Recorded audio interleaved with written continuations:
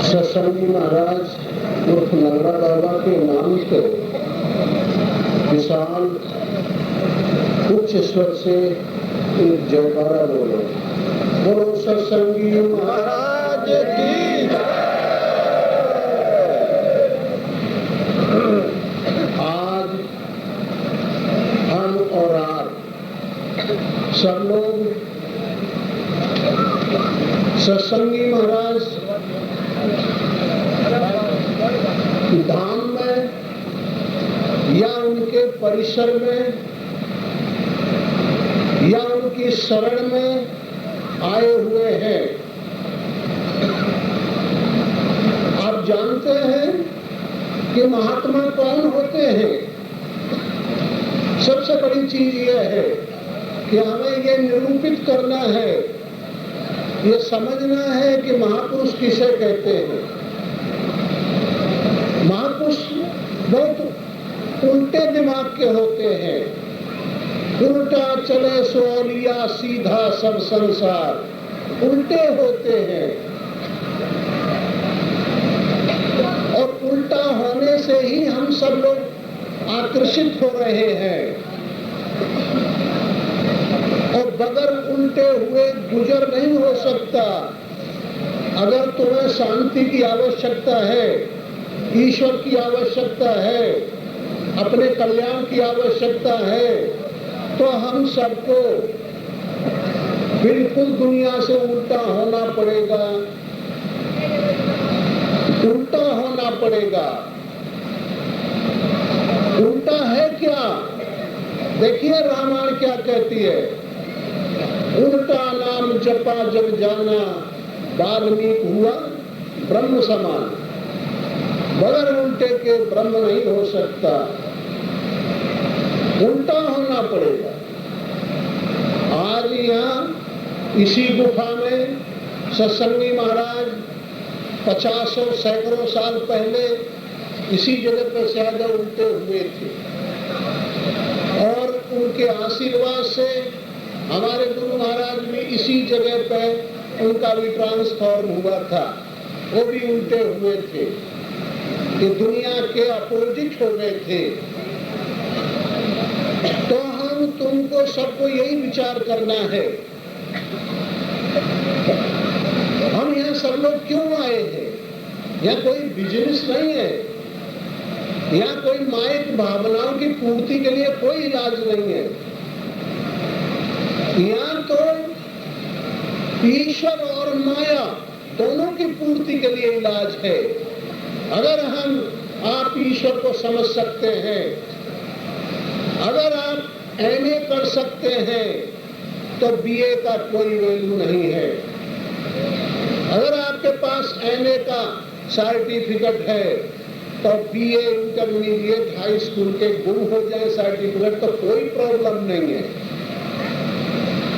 इसलिए आज हमारी समाज में देखते हैं कि कितनी निम्न श्रद्धा, कितनी अच्छी श्रद्धा, कितना प्रेम है आज सबके हृदय में और सदैव रहा है। क्योंकि ये नई बात नहीं है। कहीं भी वर्षा होती है, पहाड़ों पे वर्षा होती है, ऊंचे टीलों पे वर्षा होती है। उसका धर्म है वो धीरे धीरे बूंद बूंद मिलके नाली बनाती है और निरंतर जिधर चलना है उधर चलती रहती है। और नाली नाली मिलके थोड़ा बड़ा नाला बना लेते हैं, बड़े नाले मिलके बहुत बड़ा नाला बनाते हैं और चलते रहते हैं। और बड़े बड़े नाला मिलके नदी बना लेते हैं और चलते चलते कहाँ पहुँचते हैं? जहाँ से आए थे। यही हम सब लोगों का हाल है। ऐसे ही हम सब लोग एक ड्रुप के समान है, बूंद के समान है। हम सब लोगों को मौलिक आकर्षण है, मौलिक आस्था है ईश्वर की तरफ। ये तो बनावटी प्रकृति हमको बांध रही है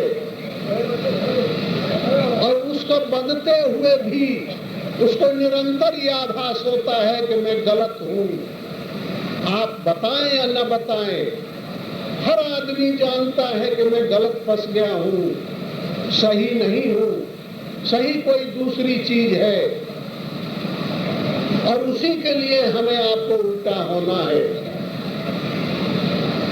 तो इस तरीके से आप समझिए कि उसका कारण केवल मन है जो उल्टे को सीधा कर दिया है। नुक्ता ऊपर नुक्ता नीचे नुक्ता आता जाता है, एक नुक्ता के हेर-फेर से खुदा जुदा हो जाता है और एक नुक्ता के हेर-फेर से खुद ही खुदा हो जाता है। देखिए हमारा आपका सबका मन ये नुक्ता के समान है। अगर ये उधर लगा ईश्वर में तो वो रंग चढ़ा, और अगर बाहर लग गया तो ये रंग चढ़े बगैर नहीं रह सकता। इसलिए हम आपको समझना है कि हम यहाँ सब लोग आए हैं। महाराज सत्संगी महाराज की यहाँ प्राण प्रतिष्ठा थी आज। ये बड़े भारी सौभाग्य की बात है, और हमारे बाबा जी भगवानंद जी की ये महान सफलता है, इनकी बड़ी भारी कर्मठता है। उसी का ये परिणाम है कि आज ये सत्संगी धाम बन गया है। इससे हमें आपको कुछ उठाना है, लाभ लेना है, और इससे एक ही लाभ मिल सकता है कि आपके सामने अनेक महात्माओं ने, अनेक महापुरुषों ने कुछ कहा है, और हम सबको चाहिए कि जिसके जो अनुकूल बात मिले उसको पकड़ लेना चाहिए। ऐसे न किया जाए कि सुना जाए और फिर निकाल के कान झरझरा के हम उठ के यहाँ से चल दें। ये मतलब नहीं है, इसको कुछ लेना है। हर व्यक्ति की नेचर, स्वभाव, सुरुचि अलग अलग होती है, अलग अलग ढंग की बातें भी मिलती हैं। जिसको जो अनुकूल पड़े वो उसको ग्रहण करना चाहिए। हमें आपको कुछ करना है।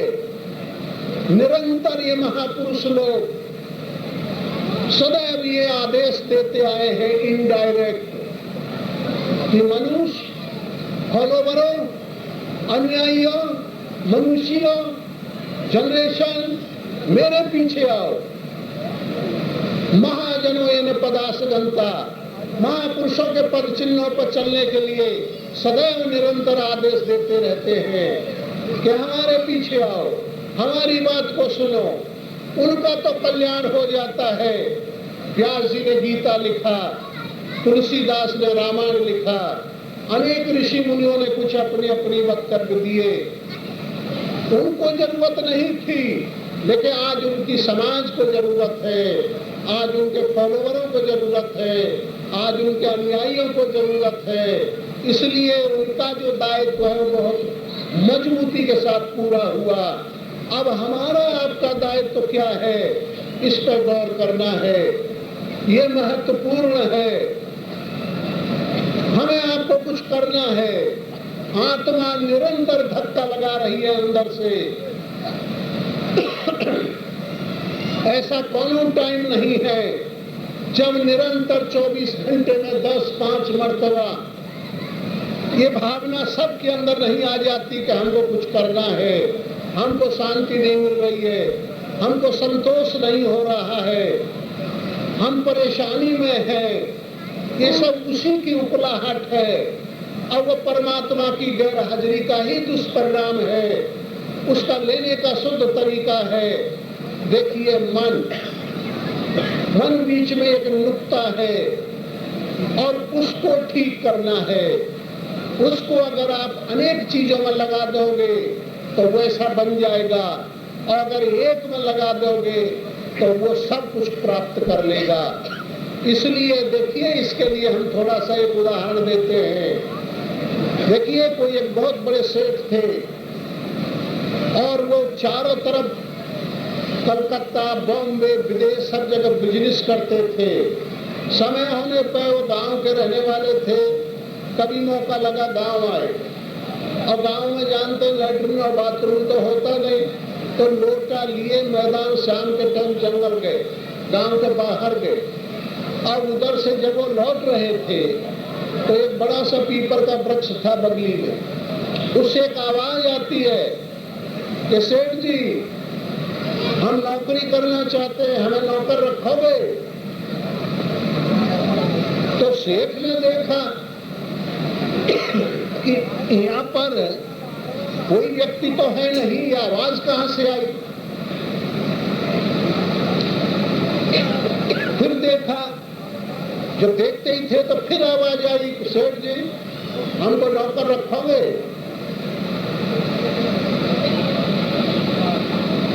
सेठ ने कहा, बोले भाई तुम कौन हो? क्या मैं भूत हूँ? तो जानते हैं कि भूतों से हमारी समाज बहुत त्रसित है, बहुत परेशान है, और ये बड़ा अनुवांशिक गुण है। एक दूसरे से को बताता चल रहा है कहानियों के माध्यम से, तो वो अनुवांशिक गुण मिल जाता है भय का। तो बड़ा भय आ गया और सेठ लंबे कदम धर के भागने लगा। भूत बोला, बोले भाई भागो ना, आपसे मैं कुछ लूंगा नहीं, मैं आपको परेशान भी नहीं करूंगा, मेरी कुछ शर्त है, उसको आप मानिए और सुनिए। बोले भैया बताइए क्या शर्त है? क्या? बोले हम आपके यहाँ काम करना चाहते हैं, नौकरी करना चाहते हैं। बोले अच्छा कितनी तनख्वाह लोगे? तो क्या कुछ नहीं, जब मेरा शरीर नहीं है तो मुझे पैसे और तनख्वाह क्या जरूरत है? क्या खाना है? बोले कुछ नहीं, मेरा पेट भी नहीं है, मुझे कोई खाना नहीं लगता। कपड़े? बोले कुछ नहीं। बोला आखिर कुछ तो लोगे? बोले यही शर्त है कि जब मुझे काम तुम न बताओगे तो मैं तुमको खा लूंगा। सेठ घबरा गए कि बड़ी भारी मुश्किल है, लेकिन बड़ा साहस उनको अंदर से आया कि हमारे यहाँ हजारों लोग काम करते हैं। मान लिया गया कि एक काम से 2 आदमी से ज्यादा करेगा, 10 आदमी से ज्यादा करेगा, 100 आदमी से ज्यादा करेगा, 1000 आदमी के बराबर करेगा तो हमको तो लाभ है, लाभ है। उनकी तनख्वाह बचेगी, यह करता रहेगा, ये हमारे पास आ ही कैसे सकता है? जब सेठ ने अपने मन में ये निर्णय कर लिया तो निर्णय निश्चय हो गया और उसने आदेश दिया कि भूत आओ हम तुमको नौकरी रखेंगे। गए घर तो बस सेठ से बोले भूत के, बोलो जल्दी हमको काम बताओ। क्या? बोले जाओ कलकत्ते से आज फैक्ट्री का पूरा हानि और लाभ पूरा रिकॉर्ड लेके आओ। 1 सेकंड नहीं लगा, इतने वो ला दिया।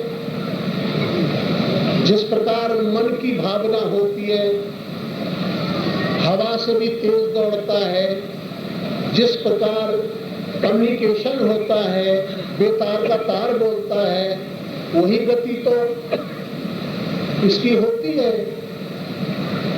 तो ला दिया तो फिर सेठ चौंक गया, घबराया कि इतनी स्पीड।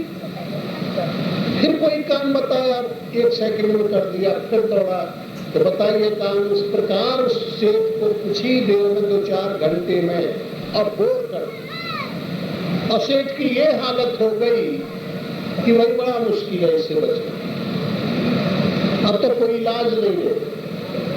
अब दौड़ के उसके ऊपर अटैक करता था। तो देखिए कुछ ही देर में हुआ क्या, जागते जागते रात व्यतीत हुई, सुबह हुआ। सेठ बहुत चिंतित थे, खाना पीना छूट गया, परेशानी बीत गई, तमाम दिक्कतें सामने आ गई, घबराहट हो गई। अब ये रहा कि अब ईटे भूत के मुंह में गए, ये खा डालेगा, छोड़ेगा नहीं। इसी में एक थे निराधार का आधार, एक रास्ते से जाते हुए एक महापुरुष दिखाई पड़े, सन्यासी। तो उसके बड़ी सजातीय भावना उस समय उदय हुई और उसने सोचा कि ये महापुरुष बड़े अलौकिक होते हैं, ये हर चीज का कुछ निराकरण करने में बहुत से समर्थ होते हैं। उचित है कि मैं दौड़ के लिए घोड़े पे गिरूं और इनसे सलाह करूं। तो गया, दौड़ के घोड़े पे गिरा और रोया गाया, पूरा वृतांत कह सुनाया और कहा भगवान मेरे सामने ये समस्या है, आप हो सके तो मेरा उद्धार करिए। महात्मा बोले अच्छा बैठो। कहीं बैठ गए। कहा बोले सेठ वो भूत हमारे पास आएगा? बोले हाँ आएगा। बुलाओ। बुलाया। महात्मा बोले भूत जाओ एक कटिंग बांस का एक लंबा बांस काट लाओ, जो भागवत में पताका बांधा जाता है। काट लाया। उसे कौन देगी? बोले इसको गाड़ दो। गाड़ दिया। कि जाओ तुम्हारा यही काम है, इस पर उतरो और चढ़ो, उतरो और चढ़ो। सेठ की पीठी थपथपाए। महात्मा बोले जा खाओ पी पराम के बलवा से खाने से अखो चाय खाओ, फिर उतार जाओ। अब तुम्हारे पास नहीं आएगा। जब आए, जब जरूरत पड़े तो बोलो भूत इधर आओ, देखो ये काम है, ये काम करो। और जब तुम्हारे पास नजदीक भी आए तो कह दो कि जाओ चढ़ो और उतरो बांस में। तो देखिए ना तो वहां सेठ है, ये तो ये कथानक था, ना वहां बांस है और ना वहां भूत है। ये तो महात्माओं के एमेंसिपेशन है, एक तरीके हैं, एक लतीफे हैं, एक साधकों को उठाने के बारीक बारीक की युक्तियां हैं। तो देखिए ये आप हमारे शरीर में जो जीव रूपी बनिया है, सेठ है, और मन रूपी भूत है, और ये जो श्वासा हमारे अंदर आती जाती है, निरंजन माला घट में फिरे दिन रात, ऊपर जाबे नीचे जाबे, श्वास श्वास चली जाए, संसारी नर समझ न पावे, बिरथा जन्म विहार, निरंजन माला घट में फिरे दिन रात। ये निरंजन माला, ये हम लोग बाहर माला जपते हैं, वो एक प्राइमरी का कोर्स है। और जब हाई लेवल में पहुंच जाते हैं, अंतर में प्रवेश कर जाते हैं, तो यही माला जपनी पड़ती है। इसको अनहद कहते हैं, अजपा कहते हैं, उल्टा जाप कहते हैं, इसी के सब नाम है। ये मूल चीज है। यम नियम त्याग मौन देश काल आसन मूल बंध, ये मूल बंध है। देह की समता, नेत्रों की स्थिति, प्राणायाम प्रत्याहार धारणा ध्यान और समान, ये योग के 15 अंगों में सबका मूल कारण है। इसलिए आप हम सबको इस श्वासा का सहारा लेना पड़ेगा, और यही सब में बस रहा है। इसलिए इसका नाम वासुदेव है, बांस रूपी वासुदेव है। और इस मन रूपी भूत को कोई सदगुरु रूपी सन्यासी मिल जाए तो उसके मन को अंतर्मुखी करने के लिए मंत्र ले लो, कान फूकने वाला मंत्र नहीं। मन अंतर्मुखी करने के लिए इस प्रकार की शिक्षा ले लो कि ये मन हमारा जो बाहर घूम रहा है, बाहर दौड़ लगा रहा है, और ये घड़ी पहर 2 मिनट 10 मिनट घंटा आधा घंटा शांत होकर बैठ जाओ। दिन भर आदमी परिश्रम में व्यस्त रहता है, टेंशन बढ़ जाता है शरीर और अंतःकरण में, मन में। इसको शांत करो, और शांत करना एक ही तरीका है, नाम में लगा दो। रा मा, ऊपर जाए तो रा, नीचे जाए तो माँ। कुछ करो। सर्पों की लड़ाई में जीवों की लपालप, ये सत्संग पूरा सुनने से फिर तुम्हारा मन हैबिट को प्राप्त हो जाएगा। कुछ करो। भोजन 15 प्रकार के 50 प्रकार के व्यंजन बना के बखान करो। जब तक खाया नहीं जाएगा तब तक संतोष नहीं होगा। जो कुछ मिलता है उसको करो।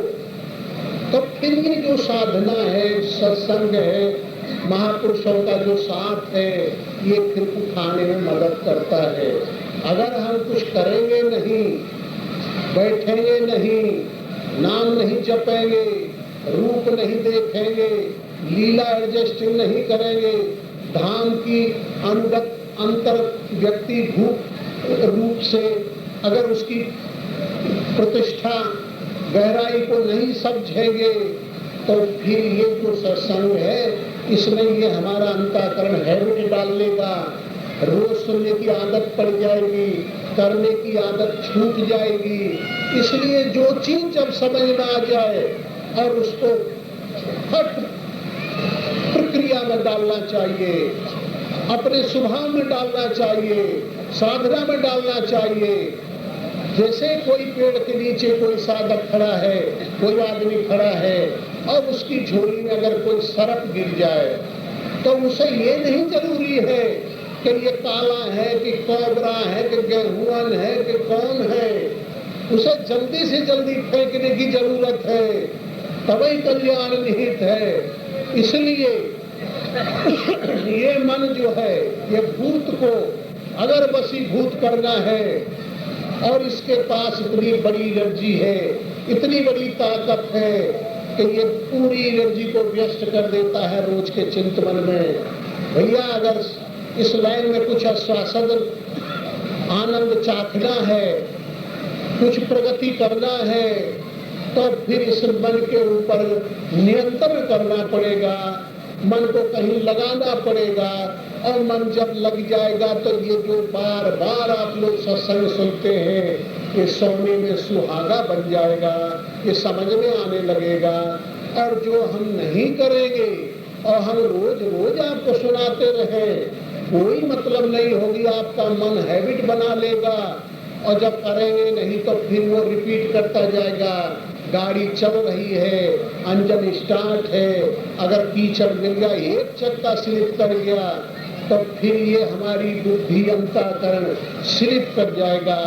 इस दोष को बचाने के लिए, इससे बचने के लिए आपको जो भी चीज मिलती है उसको कार्य में परिणत करना चाहिए, उसे कार्य में ढालना चाहिए। इसलिए बड़ी भारी आवश्यकता है कि हमारे सद्गुरु लोगों की जितने महापुरुष हुए हैं हर समय लगे और जो जिसको भी बताया है हम सब लोगों को तो एकदम लगने की स्पीड में जितनी बड़ी एनर्जी हम उसमें लगा देंगे उतना ही हम जल्दी राइज हो जाएंगे, उठ जाएंगे।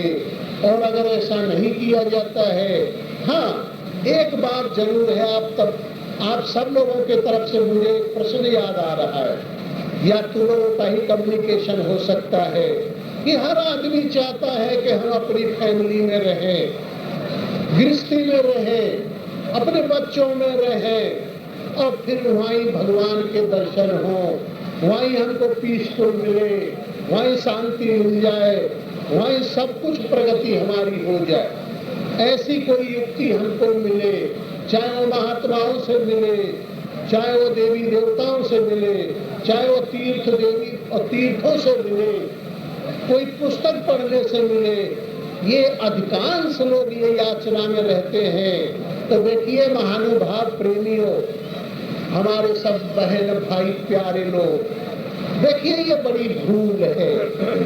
मेरा अपना अनुमान अनुभव है कि ये हम दोनों हाथ से जाते हैं। हम कहते हैं अगर किसी महापुरुष के यहाँ आप गए, किसी मंदिर में गए और वहां आपने याचना की, अपनी कल्पना पेश की कि भगवान हम लक्ष्मी चाहते हैं, एक उदाहरण, हम संपत्ति चाहते हैं, तो आप देखिए अगर भगवान की कुदरती कृपा हो गई, आशीर्वाद हो गया और उन्होंने आपको आशीर्वाद देते हुए ये वस्तु मिली जाओ तो लक्ष्मी आपके पीछे पीछे घर में आएगी और चारों कोने दौड़ दौड़ के देखेगी कि कहाँ है विष्णु। लक्ष्मी का नियम है कि बगैर विष्णु के वो रह नहीं सकती।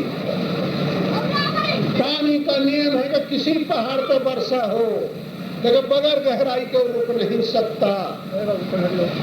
इसी प्रकार लक्ष्मी का धर्म है कि बगैर विष्णु, विश्व अणु सब विष्णु, जो सबसे अणु है, सबसे बारीक है, लक्ष्मी उसी जगह रुकती है और वहीं खड़ी होती है और उन्हीं के चरणों में बैठती है और उनके चरण दबाती है। तो आप समझ लीजिए, आप इतना बड़ा मेहनत और तपस्या और भगवान के दर्शन महापुरुषों के, और उसके बदले आपने जो लक्ष्मी मांगी थी वो आपके यहाँ रहने वाली नहीं है।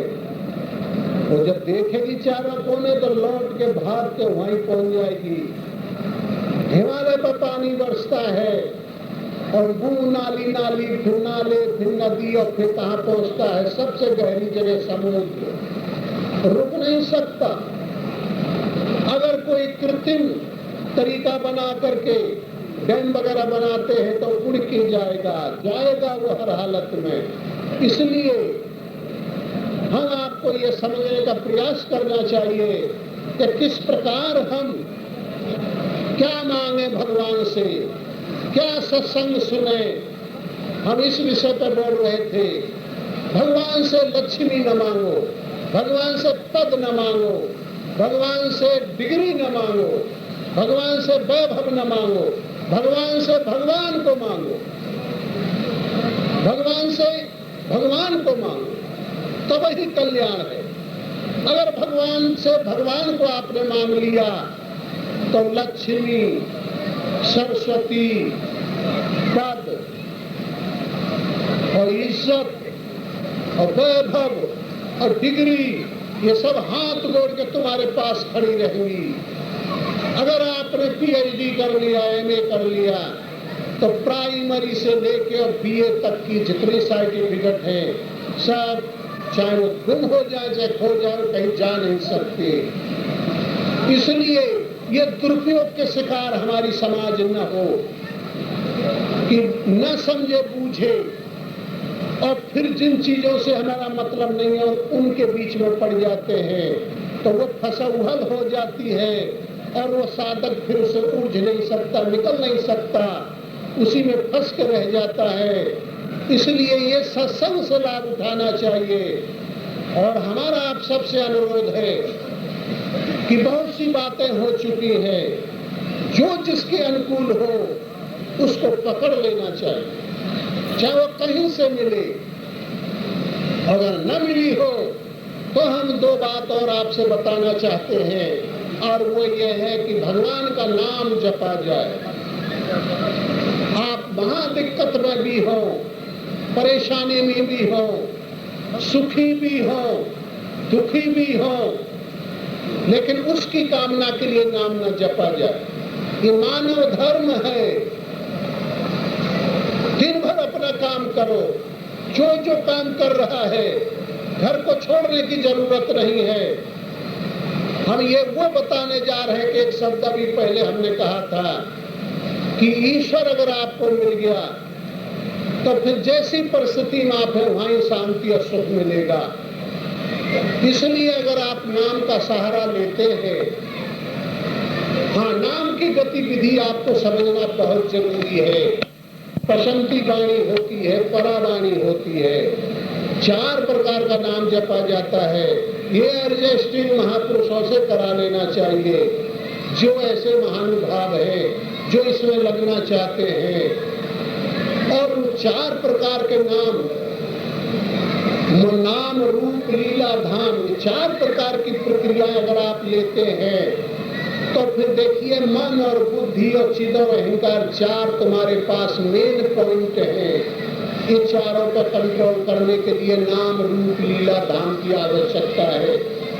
अगर जब ये ले लेते हैं तो मन बुद्धि चिद अहंकार शांत होंगे।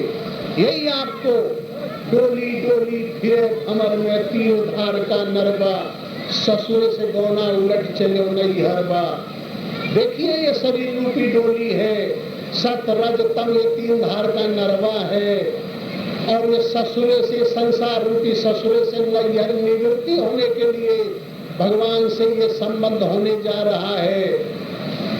और इसके करने के लिए बड़ी भारी आवश्यकता है।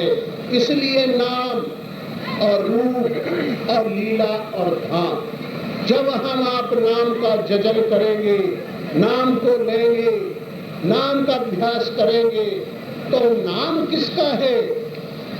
राम, ये प्रॉपर है, नाम है। ओम, ये नाम है, इसका कोई रूप होगा, वो पकड़ में आ जाएगा बार बार अभ्यास करने से वो रूप आ जाएगा। उसको मेडिटेशन या ध्यान कहते हैं। और जब वह रूप तुम्हारे हृदय में आ जाएगा तब फिर लीला शुरू करेगा, एक्सपीरियंस शुरू करेगा, आत्मानुभूति बताएगा। आते ही तुम्हारे हृदय में कंट्रोल करने लगेगा, हर बात की एडजस्टिंग करने लगेगा। तुम्हारी रुचि इधर जा रही है तो कहेगा ना इधर चलो, गाइड कर लेगा। ये शरीर को रथ बना लेगा, इसमें बैठ जाएगा, मन को लगाम बना लेगा और इंद्रियों को घोड़े बना लेगा और मन में अनुराग भर देगा और यह महाभारत दुनिया को जीतने में समर्थ करा देगा। वो नाम की इतनी बड़ी महिमा है अगर सही ढंग से हम लेते हैं।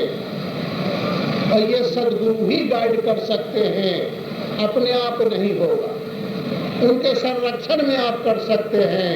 और अगर नाम को आपने ले लिया तो फिर रूप आने में देर नहीं होगी।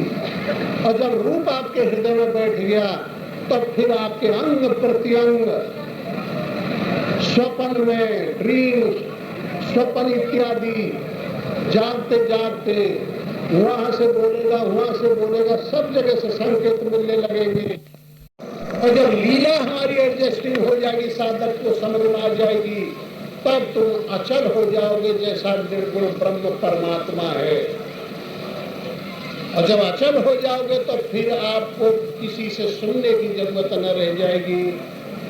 फिर आप जो है तो खाते हुए खाने में के संस्कार न पड़ेंगे, बोलते हुए बोलने के संस्कार न पड़ेंगे, व्यवहार करते हुए व्यवहार के संस्कार न पड़ेंगे, हल्ला मचाते हुए हल्ला के संस्कार न पड़ेंगे। आपका मन यहाँ नहीं रह गया स्थूल में, सूक्ष्म में गया, और सूक्ष्म में नहीं रह गया कारण में गया, और कारण में नहीं रह गया कारणातीत हो गया, गुणातीत हो गया, प्रकृतितीत हो गया, तुरिया में चला गया, तुरियातीत हो गया, तीतातीत हो गया। इसलिए बिन पद चले सुने बिन काना, कर बिन कर्म करे विधिनाना, आनंद रहित सकल रस भोगी, बिन वाणी बक्ता बड़ जोगी।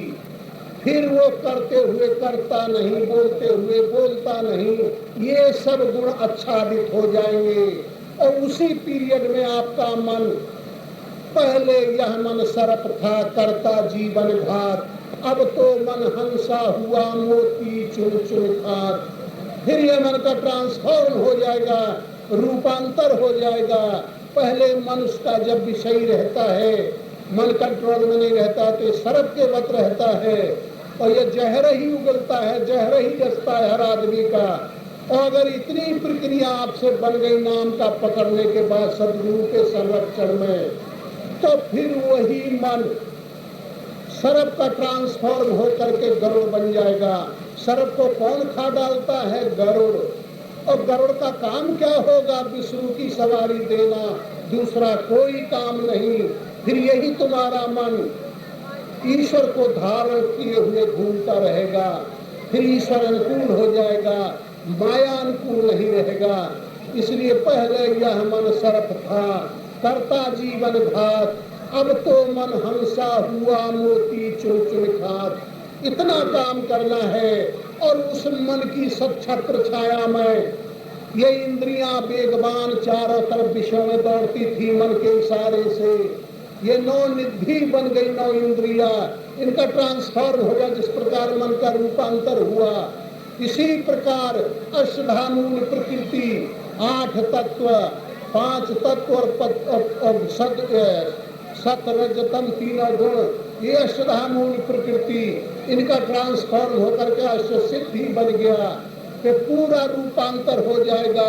फिर दुनिया में तुम देखने मात्र के टंगे रह जाओगे, जैसे कि लंगड़ा बाबा, सत्संगी महाराज, ऐसे हमारे गुरुदेव। इस प्रकार का रूप बन जाएगा जिनका जगह जगह जगह जगह जर्रे जर्रे में, जगह जगह हर जगह उनके वेव है। कहाँ नहीं है उसके वेव? आप परावाणी में पहुंच जाइए नाम की गति पकड़ के, मध्यमा से पैखरी से मध्यमा, मध्यमा से पसंती, पसंती से परा, और उसमें आप संकल्प फेंक दीजिए, वो वेवों में चला जाएगा, तरंगों में, और उसको जो सद्गुरु लोग होंगे वो पकड़ लेंगे। यही चीज है, यही आजकल का विज्ञान है। आज जो हमारी समाज एकदम पुराने संस्कृति, भारतीय संस्कृति का उल्लंघन करके और सब आधुनिक अंधी दौड़ में शामिल होती जा रही है। वो बाहर नहीं है, वही नाभिक है, प्रोटॉन और न्यूट्रॉन और इलेक्ट्रॉन। प्रोटॉन नाभिक है, इलेक्ट्रॉन और न्यूट्रॉन उसके राउंड करते हैं, इसी पर एटम बनता है। मेगाटन और जो रेंज और मापदंड और की लगाने से एटम बन जाता है महान ताकत के द्वारा। यही तुम्हारे गुरुजनों ने बनाया था, यही तुम्हारे ऋषियों ने बना के फेंक दिया था। एक ऋषि रहता था, उनके राक्षस आया, भस्म कर दिया, तो गोली नहीं चलाई, तैवा तलवार नहीं मारी, वो कैसे मर गया? शब्द निकला का गायब। बड़े बड़े दुखी आए, उनका कल्याण कर दिया, एवं वस्तु कल्याण हो। क्या दिया उन्होंने? एक आशीर्वाद से दे दिया। वही तुम्हारे हृदय में है, ध्येय और ध्याता और ध्यान। ध्येय और ध्याता और ध्यान, प्रोटॉन, न्यूट्रॉन, इलेक्ट्रॉन, वही तुम्हारे हृदय में ध्येय और ध्याता तुम्हारा मन है। और हृदय में जो अब तुम्हारा इष्ट देव है, ईश्वर है, वो ध्येय है, ध्येय है। और ध्याता तुम्हारा मन है। और ध्यान न्यूटन जो देख रहा है कहाँ हम लगे हुए हैं, तत्र प्रत्यय एकतानता ध्यानम, ये गति लगातार कंटिन्यू जब चलती रहती है, इसका नाम ध्यान है। तदेवार्थ मात्र निर्भाषा स्वरूप शून्यमिमं समाधि। और लगे लगे लगे लगे, ना ध्येय रह जाए, ना ध्यान रह जाए, ना ध्याता रह जाए, और तुम्हारी श्वासा खड़ी हो जाए। तो जो पॉजिटिव है सत्य ईश्वर, और ये तुम्हारा चित्त जो निगेटिव है, दोनों पहले स्पार्किंग होगी। और जब जुड़ जाएंगे तो तुम्हारा संबंध दुनिया से खत्म हो जाएगा। बोलो गुरुदेव भगवान की जय।